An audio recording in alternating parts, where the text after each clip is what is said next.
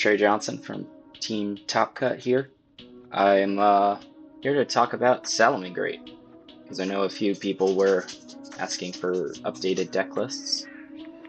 And so that's what I brought to Pittsburgh here, was the Radiant Typhoon Salad list. Gonna walk you through my deck building process, some cards that I tested, some things that I learned from the tournament itself that I changed for the Winnamats afterwards. Should have won one of those Winnamats, but I misplayed. This format is hard. I won't lie. You are punished for even minor mistakes. But you know, let's walk through it.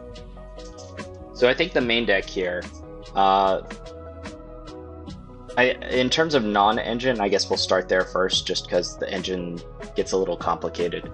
I think Fua was really strong this weekend. I think it needed to be in the main deck. Yeah, it just kind of hits every deck, Draco Tail and Mitsuyami in particular. Just gives you a fighting chance against those decks, and so I think you had to play it. Don't need more explanation there. I played Imperm to sort of combo with the Impulse. It was good. I think Imperm Impulse was pretty strong. Yeah, I mean, Impulse in particular obviously is a crazy card, so being able to have access to that by playing Salamangreat is for sure, you know, one of the reasons to play the deck.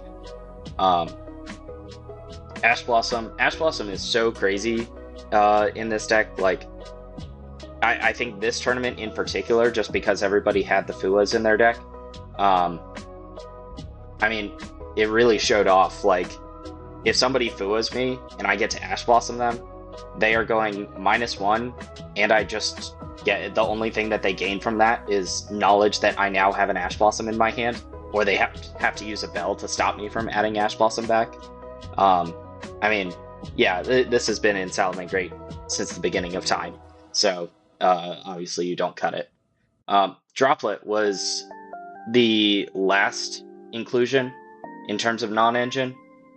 I think it's really important for this particular format with like Cookie Book and like Yummy Surprise Bounce, Spheres Bounce, if any of the Draco Tail players are still on that. Arthalion can bounce. Yeah, they were just they can also just go for Mirror Jade Banish, your normal summon. There were just too many things that it's like, okay, I have a normal summon fire on the board. I really need to be able to continue playing through just like a book or a bounce. Droplet was just MVP this weekend. So good. And obviously, I mean, it's still useful going first. It also combos really nicely with the new engine that we got, which is the Radiant Typhoon cards. Now, I guess I'll explain what they do. Essentially, they are Terror Top, but they also search MST, and none of them are a brick. So Chant is a draw phase, or a quick spell, quick effect. Quick play, that's the word I was looking for. A quick play that searches either a level 4 or lower Radiant Typhoon or MST. And you can activate that in the draw phase to play around Droll. If you activate this in the draw phase, what you do is you search Eldom. Eldom, both the Radiant Typhoon monsters special summon themselves so long as your opponent doesn't have back row, or if you have MST in your graveyard.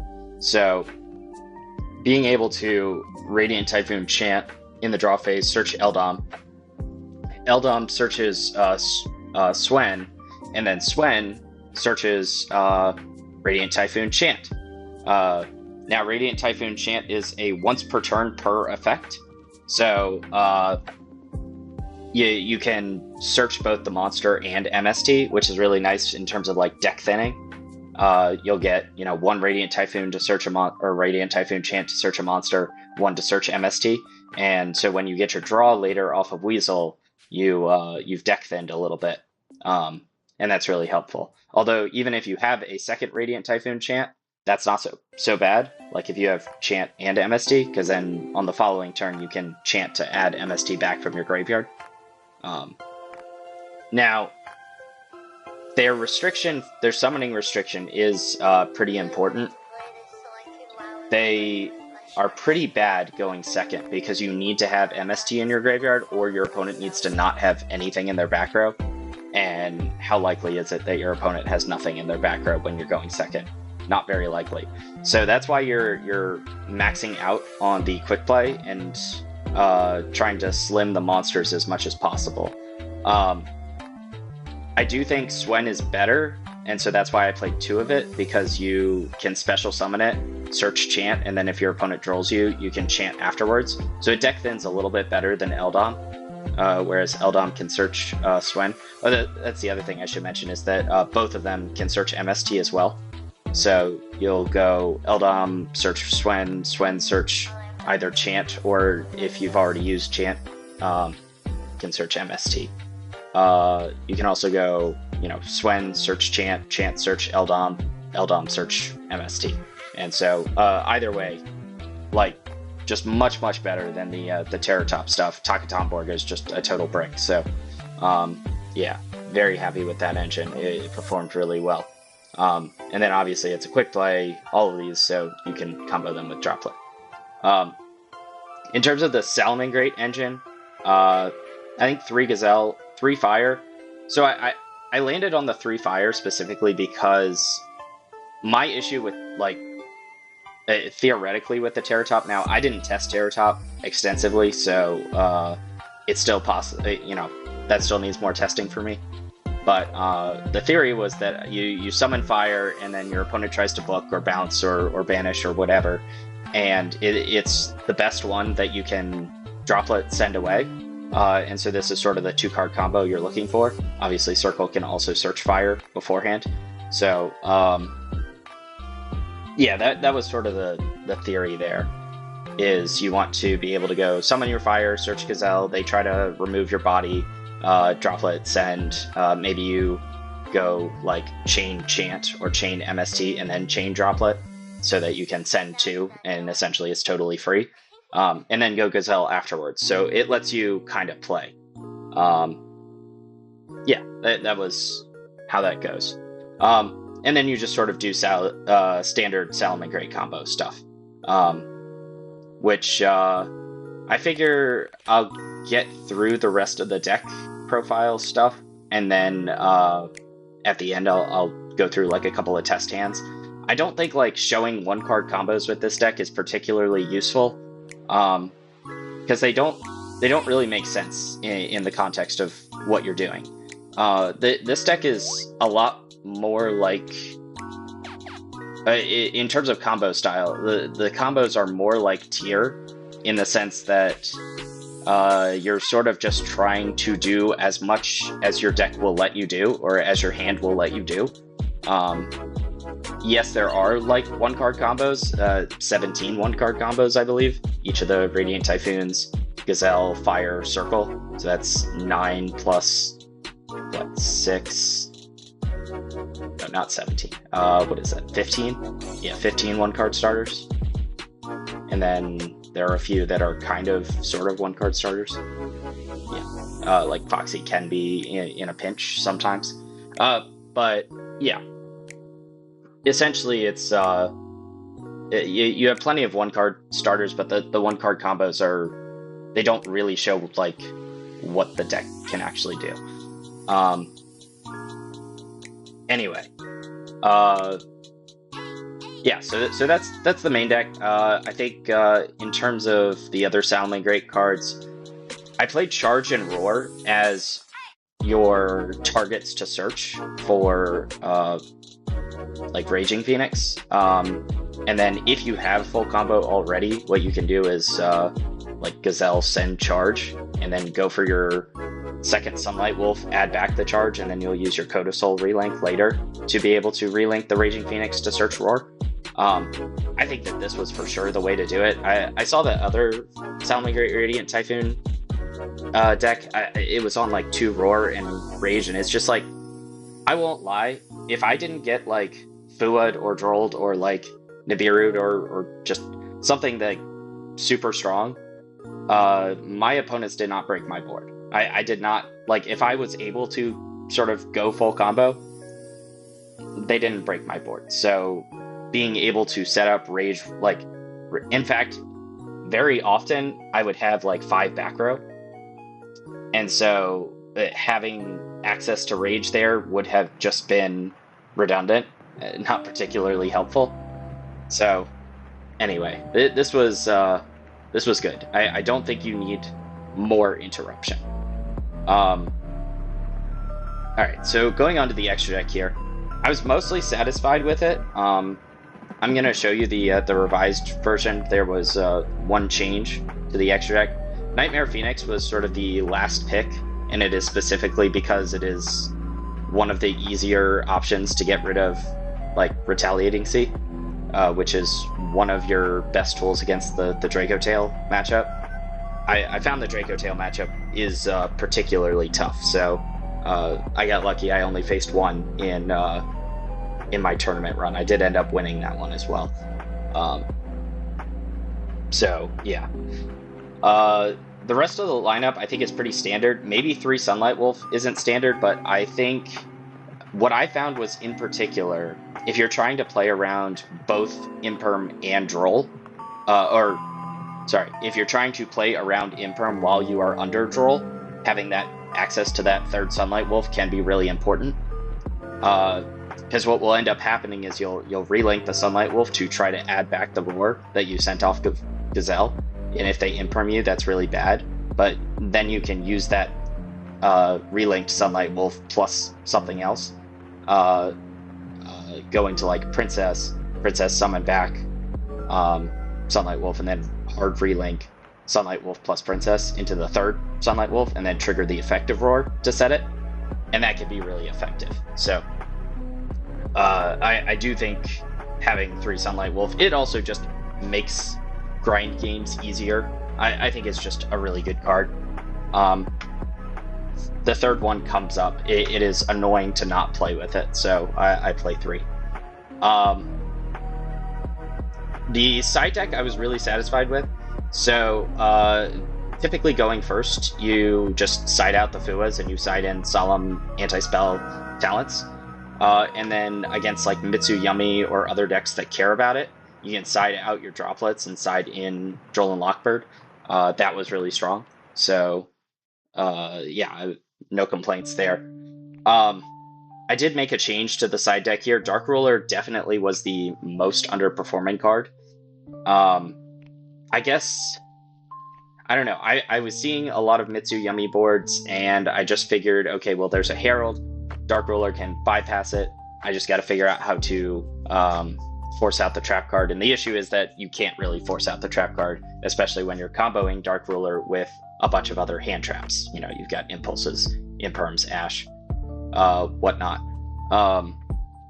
So yeah, Dark Ruler was kind of lackluster, I will say. I did change that in my Winamat deck list, and it was definitely a good change. Retaliating Sea, so it only came in once against the Draco Tail player, and honestly, that guy, I don't know. He seemed kind of new to the deck and didn't super understand what he was doing. I also just didn't draw Retaliating Sea, so it just kind of didn't matter.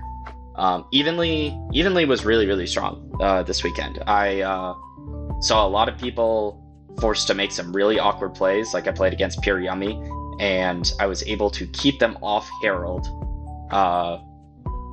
And so when I went to the battle phase, they had to like essentially use up a ton of resources in order to try to beat it. They went for the Apophis trap first to try to set the negate, and I impulsed that. I guess looking back on it, I could have gone evenly first, let them use the Apophis trap and let them think that they're safe, and then just impulse the Apophis trap, or the one that actually is the negate. Although who's to say, they may still have gone for the Herald line so that they have like 2 negates there. Who knows? But yeah, this was the list that I brought to Pittsburgh. The So I'll save that. The revised list here, I brought essentially same main deck. The big change was Almirage.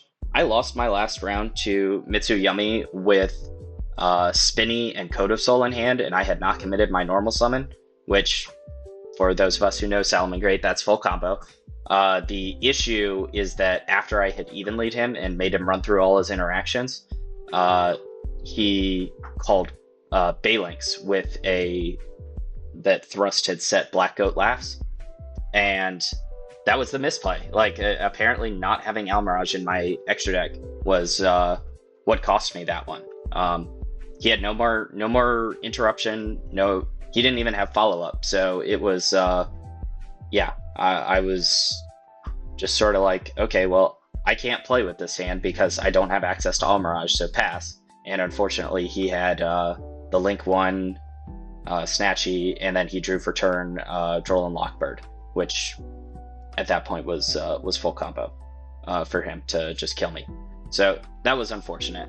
It actually did come up in one of my Winamat matches, having access to the Almirage. He had IP, Masquerena, and Orcus Babel, and then he had Symbol Skeleton and Dingirsu in the graveyard. He goes, well, so my hand is Droll, Droplet, Nibiru, and Sanctuary and Talents. So I have a full grip, but unfortunately I can't really do anything.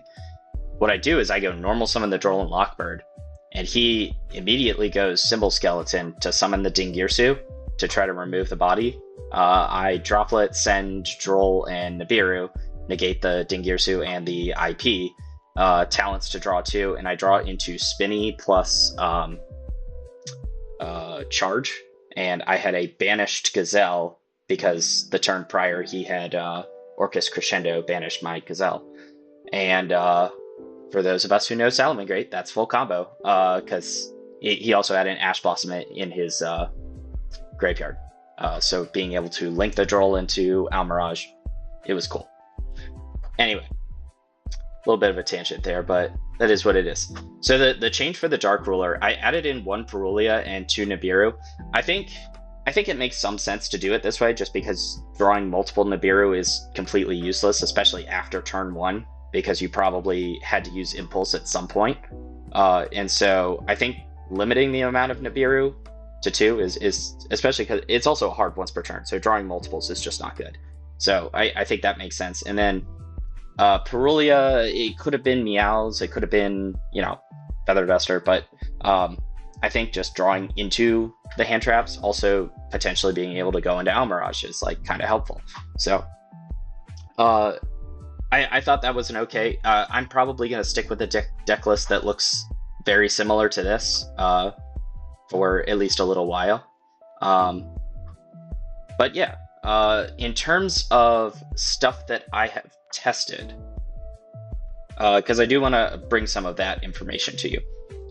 I tested Dominus Spiral really, really extensively. I wanted that card to be good. It is terrible, this format, unfortunately. Bell is everywhere, so just being able to negate it kind of sucks.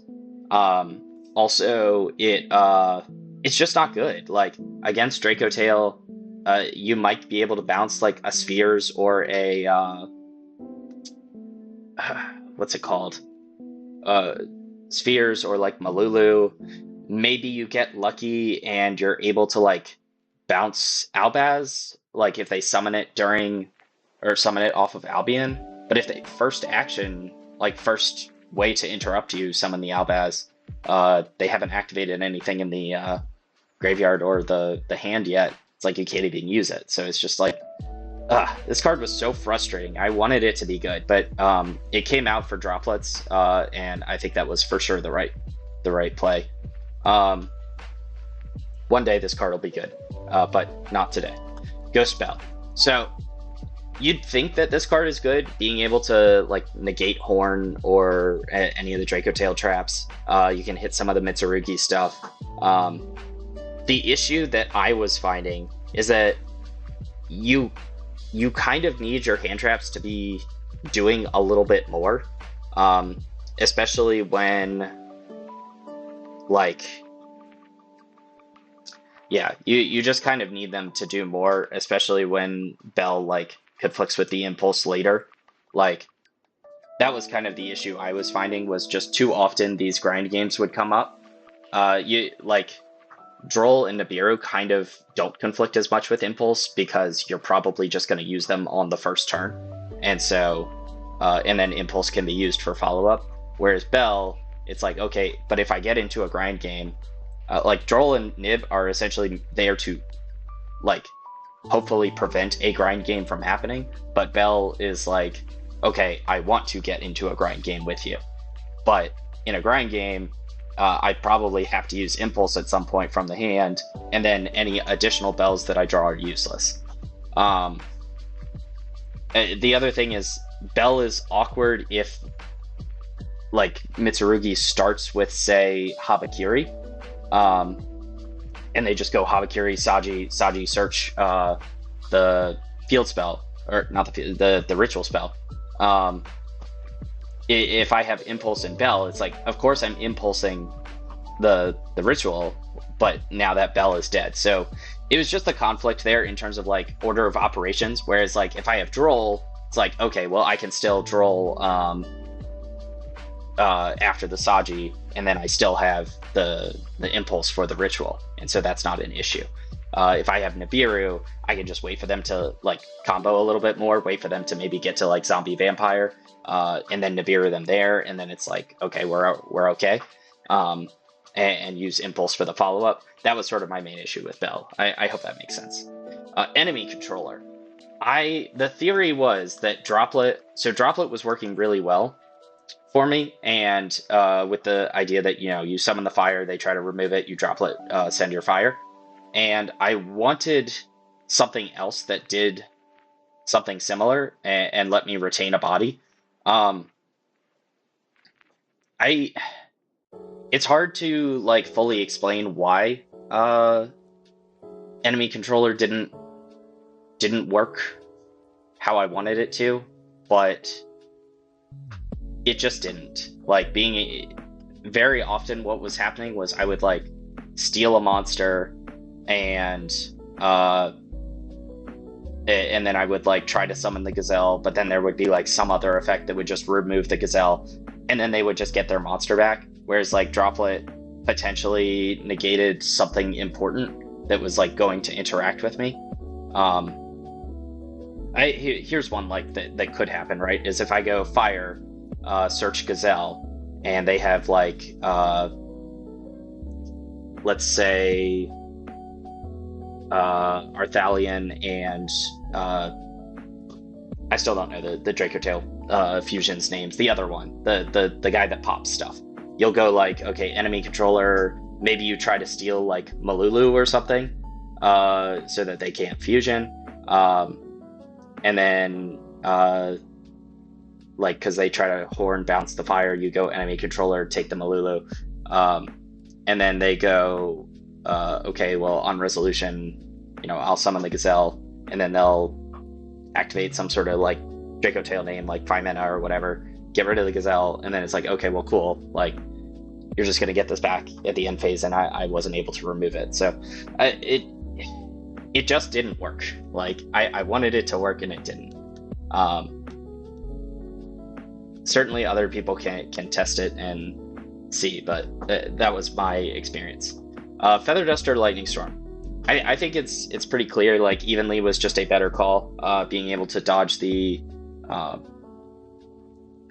other Draco Tail one, the one that negates spells. And Evenly was also just not too many. There were decks running around that didn't have that spell trap negate. So Evenly being able to just remove so many more problem cards, it was just the better pick this weekend, I think. the other thing I want to talk about, I tested a build of Salad where you went hard in on the Radiant Typhoon cards, essentially trying to make them decent going second. Where you played like the draw card, the Radiant Typhoon Vision. So you played that, you played like Super Poly, you played Enemy Controller, you played just, you know, other quick plays. You know, maybe you bumped the count up of MST or whatever, bumped up like Chant and or Eldom and Swen. You do have like the circle. I tested that. Like, to be honest, the big issue with that is that the Mitsu Yummy board uninterrupted turn 1 just puts up like way too many interactions. In theory, maybe you're stopping a few things, but or you're able to trade favorably into a few parts, but they just have infinite ways to interact and infinite follow-up, and trying to just run through all of that, just not good enough. Unfortunately, this was the one I was seeing the most success with. Yeah, so I think that pretty much covers everything. In terms of things that I still want to test, I'm not convinced on the Nibiru and Perulia. Perulia was kind of mid in testing, but who knows, maybe it gets better. Meows, I think I tested it. It was also kind of mid, but I maybe I just didn't see it at the right times. Just, yeah, got to test it more, I suppose. I do want to test the Terratop stuff. I think the merit behind the Terratop stuff is essentially that you can play going second. I guess the issue would be what you have to side it out for, like Retaliating Sea or Nibiru, but that's not too bad. Yeah, I mean, just being able to play. My issue with it was kind of a similar issue to like Signet Mining, where sure, you could play this card, but you're just adding extra searches that probably just don't need to happen. The Radiant Typhoon cards just play better into Droll versus Terratop, like you search Taka Tomborg. Also, Taka Tomborg is just a complete brick, whereas no part of the Radiant Typhoon engine is a complete brick. So anyway, I think been yapping about that enough. Let's do a test hand and just sort of show you what the deck can do.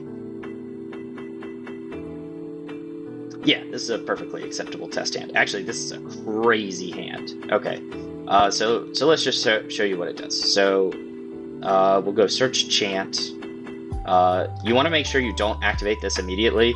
Say like, okay, anything on res, and then say open game state. If your opponent draws you there, it's really bad. So yeah, no, we're not going to chain that. We'll go search the Eldom. These are once per turn summons, Eldom and Swen, so keep that in mind. Wow, we're not even going to use our normal summon here. Not using your normal summon is actually pretty nice to be able to play around the Nibiru. So we'll go for the Stalio. Stalio effect, detach. We're going to summon Fire effect. We'll go search the Gazelle. Now we are locked into special summoning, fires, and fire effects for the rest of the turn. Alright, so we'll go for the Balinx. Trigger the Balinx. Oh, I guess this is OCG, and that's why it's making me trigger the Gazelle second. Typically, you want to make sure you go Gazelle 1. If it's blind, you want to go Gazelle 1, Balinx 2. Because Impulse on the Gazelle there is pretty bad. Obviously, you already went for Stalio at this point, so it's kind of who cares at this point. Alright, so we're going to send the charge. And then here is kind of the cool part. So what you're going to do is you're going to link... Oh, gosh. Okay. Oh, wait. Okay, so wait, this is going to be super cool. Okay. So we're going to link the Gazelle and this, and we're going to summon this. We're actually going to use our normal summon here on Swen. And I'll show you in a second why this is cool. So now we activate the Weasel. Oh, I did this. Okay, I did that a little backwards. I'm supposed to do this first. I apologize. You don't want to commit the Weasel, because if I get nibbed here, that would be kind of annoying. You want to go for your relinked Sunlight Wolf before you commit the Weasel, so misplay there. Alright, now you get your charge. So now you are protected from nib, and if your opponent nibbed you on the summon of the Sunlight Wolf, you still have Weasel and Codosol, so you're fine. Also, you have Gazelle for follow-up. And then here, so this is the cool part, is that Horse Prince only needs a Fire Tuner. So having this extra level 3 allows me to go for the Horse Prince anyway, without having to care. So, and because I have Codosol in hand already, I get to summon Ash Blossom here, which is pretty darn cool. Now we're going to activate the effect of the Codosol, special it, activate. Then you're gonna go Princess. We'll go Princess effect. We'll summon Sunlight Wolf. And then here, so the cool part here is that because Sunlight Wolf is going to be here, and we're not going to remove it, when you relink Pyro Phoenix during, well, I'll show you. let me finish the combo, and then I'll get to yapping about how cool this is. So here, we trigger the Stalio to be able to bounce the Ash Blossom to our hand. Because we drew the Codosol, we were able to go for the Ash Blossom with the Horse Prince, and that was pretty cool. So we'll use our Codosol relink here to summon the Raging Phoenix. Typically I go Raging Phoenix 1, Weasel 2, just in case they held the Ash Blossom specifically for the Omni Negate. It's probably better to go Weasel, well, sometimes it can be better to go Weasel 1, Raging Phoenix 2, just because you want to deck thin before you draw. But especially here, because we already have Charge, so if we drew into Roar, like there's nothing really good to search, but we'll do it backwards here, and it's all good. All right, so we got Droplet. That was a really good draw. Grab the Roar, activate the Princess, target, trigger the Raging Phoenix, and then you go Pyro Phoenix. And this is going to be your end board. So you have Dominus Impulse, which could have stayed in hand, but I don't know, in case I draw it to... Actually, yeah, it definitely could have stayed in hand. It didn't need to get set here. Alright, so when you pass turn here, what you have is, if your opponent tries to nib you here, you still have Charge that can summon back Pyro Phoenix and turn everything back on. So that doesn't matter at all. If they don't nib you, then Charge is a pop while you have this 5k Raging Phoenix on the field. It's just target and destroy something. Pyro Phoenix is a board wipe, because you can Code of Soul relink it during your opponent's turn. It's just a quick effect, banish it immediately after it resolves, link summon, link 3 or higher Cyberse. So you just link the Pyro Phoenix and blow up their board. The cool thing is that if you've used Ash Blossom up to that point, you can Sunlight Wolf add it back. So you don't always get this extra Sunlight Wolf here, but this was a really good hand, so you did. We were going to get the MST probably anyway, but we did have to commit the normal. I don't know, you were probably going to get it anyway. And then we have Droplet, which is just Droplet. And then Princess is in the graveyard, so that's always there. You have Gazelle. So the other cool thing you can do is that if you use Princess first to like pop one of your Salamangreat monsters, and like either probably just Raging Phoenix, what you can do is you can summon the Gazelle, send Weasel, and then during your opponent's turn, when you use the Code of Soul, you'll summon the Pyro Phoenix, and it will be Pyro Phoenix Chainlink 1, Weasel Chainlink 2, Weasel will summon just a random body to your opponent's board, and then Pyro Phoenix will resolve blowing up the board. So you get a draw off the Weasel there just for free, just for funsies. So yeah, this is how many interruptions? So it's just from engine interruptions, it was 1, 2, 3, 4, and then 2 in the graveyard, so 5, 6, and then you have the non-engine interruptions, Impulse, Droplet.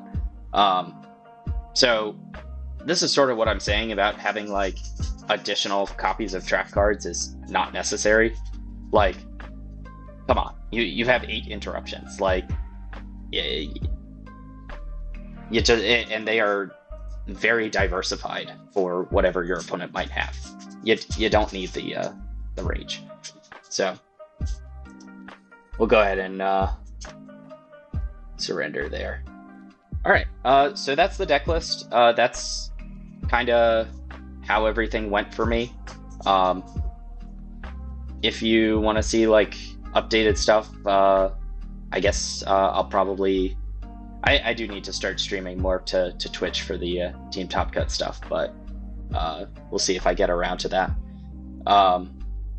Yeah, I had a lot of fun with this. I was really happy to be able to bring something that I actually enjoyed to the tournament. I think, like, sure, it's nice to play competitive decks and whatnot, but if you're not having fun, what's the point of any of this?